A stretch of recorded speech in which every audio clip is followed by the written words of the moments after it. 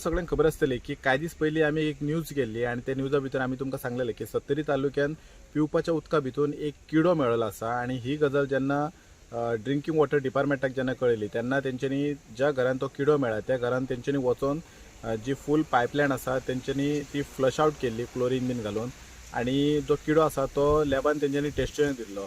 तेच्या उपरांत परतून सेकंड केस जाल्ली ती धर्मेश सत्तरी हांगासर जाल्ली. सो धर्मेश सत्तरी हांगासर तेंच्यांनी सेम प्रोसिजर फॉलो केलो.